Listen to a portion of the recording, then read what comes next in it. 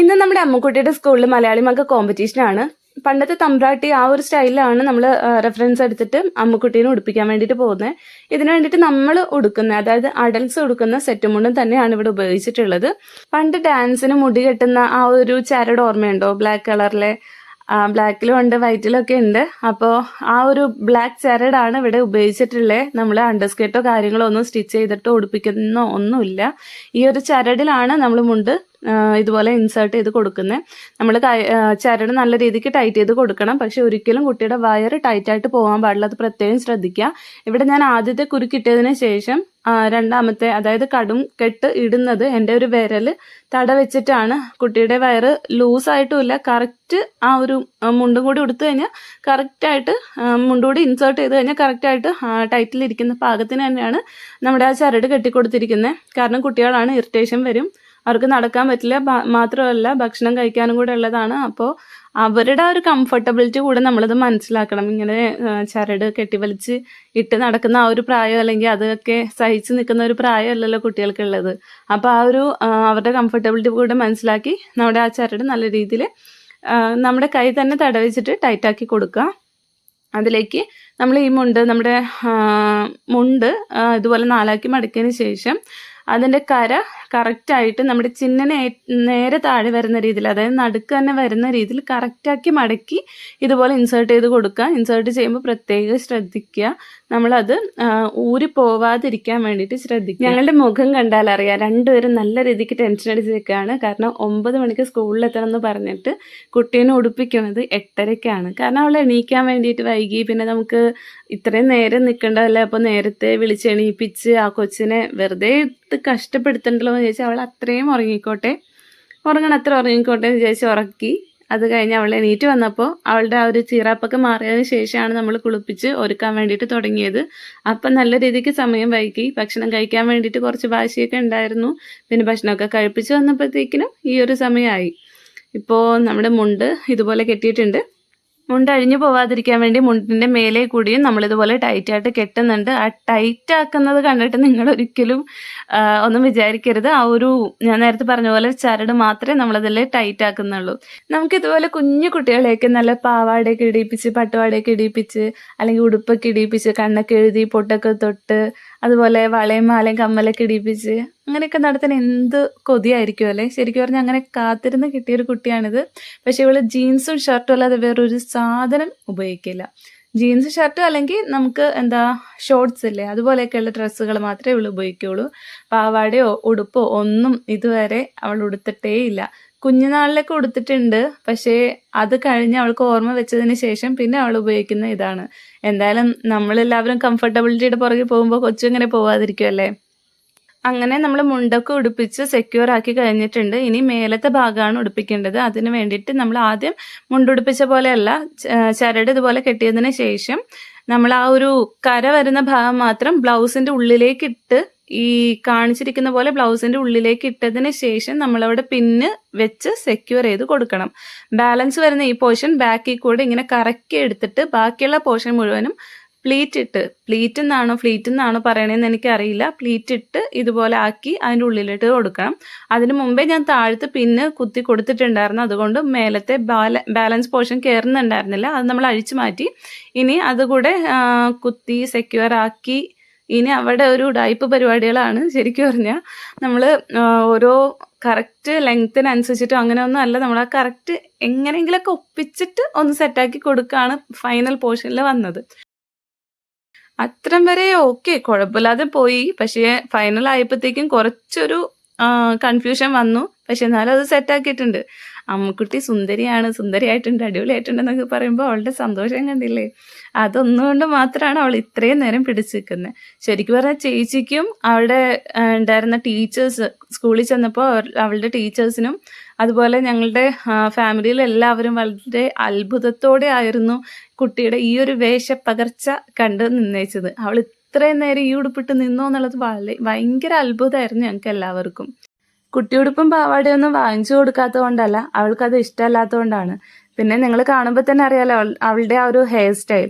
ഈ ഒരു ഹെയറിൽ എങ്ങനെ മുല്ലപ്പൂ ചൂടും, എങ്ങനെ ആ ഒരു ലുക്കിലേക്ക് എത്തിക്കും എന്നുള്ളതാണ് എൻ്റെ ഏറ്റവും വലിയ ടെൻഷൻ. ആകെ ഒന്ന് കെട്ടി വെക്കാൻ പോലുള്ള ഒരിത്തിരി മുടി പോലും അവളുടെ ആ ഒരു കുഞ്ഞു തലയിലില്ല. മുടി വളർത്താൻ വേണ്ടിയിട്ട് ഒട്ടും സമ്മതിക്കില്ല എന്ന് വെച്ചാൽ ഒട്ടും സമ്മതിക്കില്ല. അതുകൊണ്ട് തന്നെ നമുക്ക് എന്തെങ്കിലും ഇത്തിരിയെങ്കിലും ലെങ്ത് ഉണ്ടെങ്കിലല്ലേ വാർമുടിയും കാര്യങ്ങളും ചെയ്യാനെങ്കിലും പറ്റുള്ളൂ. ആട കഴിഞ്ഞു, ഇനി ആഭരണങ്ങളാണ്. അത് ഇന്നലെ തലേ ദിവസം രാത്രി തന്നെ നമ്മൾ വാടകയ്ക്ക് വാങ്ങിച്ച് വെച്ചിട്ടുണ്ടായിരുന്നു. അതിടാൻ വേണ്ടിയിട്ട് ആദ്യമേ മുതൽ പറഞ്ഞുകൊണ്ടിരിക്കുക എനിക്കത് ഇട്ടതാന്ന്. ഇപ്പോഴാണ് അതിനൊരു അവസരം കിട്ടിയത്. ഞാൻ നേരത്തെ പറഞ്ഞ പോലെ തന്നെ ഈ ഒരു ചെറിയ ഹെയറിൽ നമ്മൾ മുല്ലപ്പൂ വെച്ച് സെറ്റ് ചെയ്യാൻ പോവുകയാണ്. അങ്ങനെ നമ്മുടെ കുട്ടി മലയാളി മങ്കിയുടെ ഒരുക്കം ഫൈനൽ സ്റ്റേജിലേക്ക് എത്തിയിരിക്കുകയാണ്. ഇനിയിപ്പോൾ മേക്കപ്പ് കൂടെ ബാക്കിയുള്ളൂ. കുറച്ച് ആഭരണങ്ങളും കൂടെ ഇടാനുണ്ട്, മുടി കൂടെ ഒന്ന് സെറ്റ് ചെയ്യാൻ വേണ്ടിയിട്ടുണ്ട്. പക്ഷേ പ്രശ്നം അതല്ല, നമ്മുടെ സമയം ഓൾറെഡി കഴിഞ്ഞു. സ്കൂളിൽ എത്തേണ്ട സമയം ഓൾറെഡി കഴിഞ്ഞിരിക്കുകയാണ്.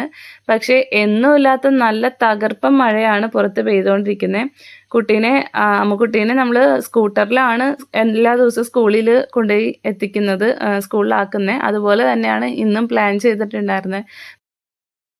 പക്ഷെ മഴയെന്ന് പറഞ്ഞാൽ പെരും മഴ. ഒരു വിധേനെ നമുക്കൊന്ന് പുറത്തോട്ട് ഇറങ്ങാൻ കൂടെ പറ്റാത്തൊരു സിറ്റുവേഷൻ ആയിരുന്നു.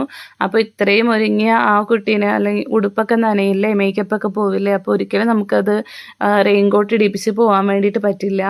പിന്നെ ഓൾറെഡി അങ്ങനത്തെ ഒരു പ്ലാനിലായതുകൊണ്ട് തന്നെ വേറെ ഓട്ടോയോ അല്ലെങ്കിൽ കാറോ നമ്മളൊന്നും അറേഞ്ച് ചെയ്തിട്ടുണ്ടായിരുന്നില്ല. കാരണം സ്കൂൾ തൊട്ടടുത്ത് തന്നെയാണ്. അതുകൊണ്ടിട്ടാണ് നമ്മളങ്ങനെ പ്ലാൻ ചെയ്തിട്ടുണ്ടായിരുന്നത്. പിന്നെ എപ്പോഴും സ്ഥിരം ഓട്ടം വിളിക്കുന്ന ഓട്ടോ ചേട്ടനെ വിളിച്ച് നോക്കിയെങ്കിലും അദ്ദേഹം ഓൾറെഡി വേറൊരു ഓട്ടത്തിന് പോയിരിക്കുന്നതുകൊണ്ട് നമുക്ക് ആ ചേട്ടനെ കിട്ടിയില്ല. പിന്നെ ചേച്ചി മഴയത്ത് ഇറങ്ങി കുട ചൂടി ഇറങ്ങി നിന്ന് കിട്ടിയ ഓട്ടോയ്ക്ക് കൈ കാണിച്ച് ഒക്കെയാണ് എങ്ങനെയൊക്കെയോ നമ്മൾ സ്കൂളിൽ എത്തിച്ചത്. ഈ ഒരു ഫുൾ ലുക്കിൻ്റെ കംപ്ലീറ്റ് ക്രെഡിറ്റും കൊടുക്കേണ്ടത് അമ്മുക്കുട്ടിക്ക് തന്നെയാണ്. കാരണം ഇത്രയും നേരം കരയോ അല്ലെങ്കിൽ വാശി കാണിക്കുകയോ ഒന്നും ചെയ്യാതെ എല്ലാം ചെയ്യാൻ വേണ്ടിയിട്ട് നിന്ന് തന്നു. മേക്കപ്പ് ചെയ്യിപ്പിക്കണമെങ്കിൽ മേക്കപ്പ് ചെയ്യിക്കാം, ഉടുപ്പിടിപ്പിക്കണോ ഉടുപ്പ് ഇടിപ്പിച്ചോളൂ എന്ന് പറഞ്ഞ ആറ്റിറ്റ്യൂഡിൽ കുട്ടി നിന്ന് തന്നു. ഒരു പരിഭവമോ ഒന്നും ഉണ്ടായിരുന്നില്ല. അതും ഏകദേശം ഒരു 20-30 മിനിറ്റ് എടുത്ത്, ഏകദേശം അരമണിക്കൂർ തന്നെ എടുത്തിട്ടാണ് നമ്മൾ ഈ ഒരു ലുക്ക് കംപ്ലീറ്റ് ചെയ്തത്. അത്രയും നേരം ഒരു വാശിയും ഒന്നും കാണിക്കാതെ ഇത്രയും ഡെഡിക്കേറ്റഡ് ആയിട്ട് നിന്ന് അമ്മുക്കുട്ടിക്ക് തന്നെയാണ് ഇതിൻ്റെ ഫുൾ ക്രെഡിറ്റും കൊടുക്കേണ്ടത്. അതിൻ്റെ റിസൾട്ട് അവൾക്ക് കിട്ടുകയും ചെയ്തു. അത് നമ്മുടെ ഈ ഒരു വീഡിയോയിൽ ഫൈനൽ പാർട്ടിൽ ഞാൻ ആഡ് ചെയ്തിട്ടുണ്ട്. ഈ ഒരു ലുക്കിൽ നമുക്ക് ഒട്ടും തന്നെ ഒഴിച്ചുകൂടാനാവാത്ത ഒരു ഓർണമെൻ്റ് ആണ് അരപ്പട്ട. അതുകൂടി ചുറ്റി കഴിയുമ്പോഴത്തേക്കിനുള്ള ഡിഫറൻസ് നമുക്ക് നല്ല രീതിക്ക് കാണാൻ വേണ്ടിയിട്ട് സാധിക്കും. ഈ ഒരു ട്രാൻസ്ഫോർമേഷൻ നല്ല അടിപൊളിയായിട്ട് നമുക്ക് ഈ ഒരു വീഡിയോയിൽ കാണാൻ വേണ്ടിയിട്ട് പറ്റുന്നുണ്ട്. ഏകദേശം കരയാൻ വേണ്ടിയിട്ട് തുടങ്ങിയായിരുന്നു. കാരണം ഇത്രയും നേരമായില്ലേ ഈ ഒരു ഉടുപ്പും ഈ വെച്ചുകെട്ടലൊക്കെ വെച്ചിട്ട്. അവൾ ആദ്യമായിട്ടാണ് ഇങ്ങനത്തെ ഒരു കോമ്പറ്റീഷൻ തന്നെ ഇറങ്ങുന്നത്. ആദ്യമായിട്ടാണ് ഈ എല്ലാ കാര്യങ്ങളും, ഇതുപോലെ മേക്കപ്പും കാര്യങ്ങളൊക്കെ ആദ്യമായിട്ടാണ് കുട്ടി ചെയ്യുന്നത്. അപ്പോൾ അമ്മൂസിന് അതിൻ്റെതായ ഒരു ചെറിയ ചീറാപ്പൊക്കെ തുടങ്ങിയായിരുന്നു. പക്ഷേ ചേട്ടൻ മിഠായി മേടിച്ചു തരാമെന്ന് പറഞ്ഞ് സോപ്പിട്ടത് കൊണ്ടാണ് കുട്ടി ഇതേ ഇപ്പോൾ ഹാപ്പി ആയിട്ട് നിൽക്കുന്നത്. ഇനി നമുക്കുള്ളത് ഇളക്കത്താലിയാണ്. നമ്മൾ പണ്ട് ഡാൻസിനൊക്കെ ഒഴിച്ചുകൂടാൻ പറ്റാത്തൊരു സാധനമായിരുന്നു ഇളക്കത്താലി എന്ന് പറയുന്നത്. അത് പണ്ട് എനിക്കെന്നൊക്കെ പറഞ്ഞാൽ വളരെ ഒരു നൊസ്റ്റാൾജിക് ആയിട്ടുള്ളൊരു സംഭവം തന്നെയാണിത്. കാരണം എപ്പോഴും ഡാൻസ് പെർഫോമൻസിന് ഇത് ഒരു ഇമ്പോർട്ടൻ്റ് ആയിട്ടുള്ളൊരു കാര്യമായിരുന്നു. അപ്പോൾ അതുകൂടി ഇട്ട് കൊടുത്തപ്പോൾ ആൾക്ക് ഭയങ്കര സന്തോഷമായി. സുന്ദരി ആയിട്ടില്ലേന്ന് ചോദിച്ചപ്പോഴത്തേക്കും സൂപ്പറായിട്ടുണ്ട് എന്നുള്ള രീതിയിലായിരുന്നു കുട്ടിയുടെ മറുപടി. പിന്നെ ഞാനും പറഞ്ഞു മിഠായി ലേസും മേടിച്ചു കൊടുക്കാമെന്ന് പറഞ്ഞിട്ടാണ് എൻ്റെ കൊച്ച് ദേ ഇപ്പോൾ ഇങ്ങനെ സുന്ദരിയായിട്ട് നിൽക്കുന്നത്. ഇനി നമുക്ക് കാശിമാല കൂടെ ഇട്ട് കൊടുത്തു കഴിഞ്ഞിട്ടുണ്ടെങ്കിൽ ആഭരണങ്ങളെല്ലാം കംപ്ലീറ്റ് ആയി. ഇനി ആ ഒരു കമ്മൽ മാത്രം കൂടി ഇനി ഇട്ട് കൊടുത്തേച്ചാൽ മതി. അത് ചേച്ചി വെച്ച് നോക്കുന്നുണ്ട്, ജിമിക്ക് വേണോ അല്ലെങ്കിൽ കാപ്പ് വേണോ എന്നുള്ളത്. നമ്മൾ ജിമിക്ക് ഇട്ട് നോക്കിയപ്പോഴത്തേക്കും ഭയങ്കര വലുതായിരുന്നു.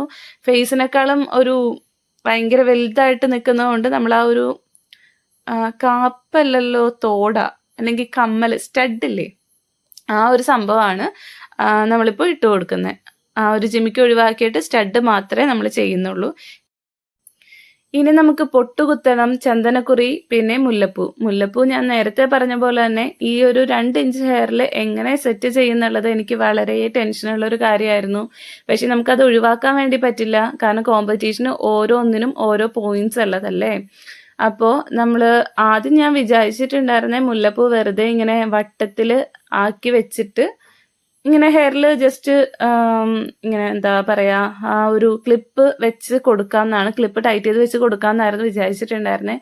പക്ഷെ അങ്ങനെ തലേദിവസം തന്നെ നോക്കിയായിരുന്നു, പക്ഷെ ഇരിക്കുന്നില്ല. കുറച്ച് നേരം കഴിയുമ്പോഴത്തേക്കിനും അത് ലൂസായിട്ട് പോവുകയും അതിങ്ങനെ അഴിഞ്ഞു പോവുകയും ചെയ്യുന്നുണ്ടായിരുന്നു. അപ്പോൾ എന്തെങ്കിലും രീതി ചെയ്യണമെന്ന് വിചാരിച്ചിരിക്കുമ്പോഴാണ് ചേച്ചി പറഞ്ഞത്, ഇച്ചിരി മുടി എടുത്ത് നോക്ക്, കെട്ടാൻ വേണ്ടിയിട്ട് പറ്റും എന്നല്ലേ. അങ്ങനെ റബ്ബർ ബാൻഡ് വെച്ചിട്ട് മുടി ഒരു സൈഡിൽ, ലെഫ്റ്റ് സൈഡിൽ ആ ഒരു നമ്മൾ എപ്പോഴും മുടി കെട്ടുന്ന ആ ഒരു സ്ഥലത്ത് തന്നെ ചെറുതായിട്ട് മുടി കെട്ടി വെച്ചതിന് ശേഷം, ഈ എടുക്കുന്ന പോലെ തന്നെ നമ്മൾ മുടി കെട്ടി വെച്ചതിന് ശേഷമാണ് പിന്നെ മുല്ലപ്പൂ അതിന് വേണ്ടിയിട്ട് സെറ്റ് ചെയ്ത് കൊടുക്കുന്നത്.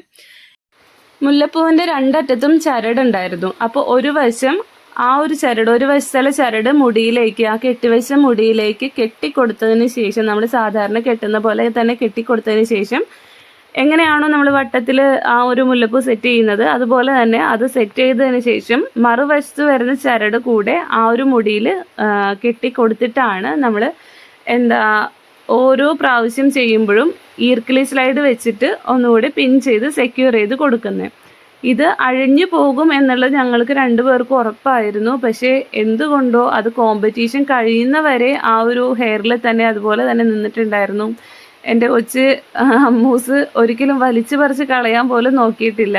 വേദന എടുക്കുന്നുണ്ടെന്നൊക്കെ പറഞ്ഞായിരുന്നു, പക്ഷെ നമുക്കതിലൊന്നും ചെയ്യാൻ വേണ്ടിയിട്ട് പറ്റില്ല. ഇച്ചിരി ഉള്ളൊരു ഹെയർ അല്ലേ, മാക്സിമം വേദനിപ്പിക്കാതെ തന്നെ നമ്മൾ ആ ഒരു ഈർക്കിലി സ്ലൈഡ് സെക്യൂർ ചെയ്ത് കൊടുക്കുന്നുണ്ട്. അത് കഴിഞ്ഞപ്പോഴത്തേക്കിനും ഏകദേശം നമ്മുടെ ഈ ലുക്ക് കംപ്ലീറ്റ് ആയിട്ടുണ്ട്. പറ്റാവുന്ന പോലെ യൂപ്പിനും ഈർക്കിലി സ്ലൈഡും കൊടുത്ത് സെക്യൂർ ആക്കിയിട്ട് തന്നെയാണ് നമ്മളിപ്പോൾ ചെയ്തിരിക്കുന്നത്. അമ്മൂസിൻ്റെ അമ്മയുടെ ആഗ്രഹത്തിൻ്റെയും വാശിയുടെയും പുറത്താണ് ഇത്ര ചെറിയ LKG പഠിക്കുന്ന കൊച്ചിനെ ഒരു കോമ്പറ്റീഷന് വേണ്ടിയിട്ട് ഇറക്കുന്നത്. ശരിക്കും പറഞ്ഞിട്ടുണ്ടെങ്കിൽ നമ്മുടെ അമ്മമാരും ഇതുപോലെ തന്നെ ഓരോ വാശിയും അതുപോലെ തന്നെ ഒരു മത്സരത്തിൻ്റെ ആ ഒരു കോമ്പറ്റീഷനൊക്കെ നമ്മൾ ഇറക്കിയില്ലായിരുന്നു വെച്ചെങ്കിൽ നമ്മളൊന്നും ഈ ഒരു സ്റ്റേജിലൊന്നും നിൽക്കില്ലായിരുന്നു അല്ലേ. കുട്ടിയുടെ സ്റ്റേജ് ഫിയർ മാറണം, കുട്ടി നല്ല രീതിയിൽ മറ്റുള്ളവരോട് സംസാരിക്കണം, സോഷ്യലി നല്ല രീതിക്ക് ഇൻറ്ററാക്റ്റീവ് ആവണം എന്നുള്ളൊരു ആഗ്രഹത്തിൻ്റെ പുറത്താണ് എല്ലാ അമ്മമാരും കുട്ടികളും ഓരോ കോമ്പറ്റീഷൻസിലൊക്കെ ഇറക്കുന്നത്. അപ്പോൾ നമ്മുടെ അമ്മൂസിൻ്റെ എല്ലാ മേക്കപ്പും ഡ്രസ്സിങ്ങും എല്ലാം കോസ്റ്റ്യൂമും കഴിഞ്ഞിട്ട് ഞങ്ങളിതേ ഇപ്പോൾ സ്കൂളിലേക്ക് പോകാൻ വേണ്ടിയിട്ട് ഇറങ്ങുകയാണ്. ഓക്കെ ബായ്, നമുക്കിനി സ്കൂളിൽ വെച്ചിട്ട് ബാക്കി വിശേഷങ്ങൾ കാണാം. അതിനോടൊപ്പം തന്നെ ഈ കംപ്ലീറ്റ് ലുക്കിൻ്റെ ഒരു ചെറിയ ക്ലിപ്പ് കൂടി ഇതിൽ ഇൻക്ലൂഡ് ചെയ്യുന്നുണ്ട്. ഈ ഒരു ഹാമ്പർ നമ്മൾ ആ ഒരു കടയിൽ നിന്ന് തന്നെ വാടകയ്ക്ക് എടുത്തതാണ്. പക്ഷേ നോർമലായിട്ടുള്ള പൂവ് വെച്ചിട്ടുള്ള ഒരു ഹാമ്പർ സെറ്റ് ചെയ്യാൻ വേണ്ടിയിട്ടായിരുന്നു ഇരുന്ന് വെച്ചത്. പക്ഷേ ആ ഒരു കൊട്ട കിട്ടാൻ വേണ്ടിയിട്ട് ഒരുപാട് നോക്കി, പക്ഷെ നമ്മുടെ സ്ഥലത്ത് കിട്ടുന്നുണ്ടായിരുന്നില്ല. അങ്ങനെ നമ്മൾ കുറച്ച് വൈകിട്ടാണെങ്കിലും സ്കൂളിൽ എത്തിയിട്ടുണ്ട്.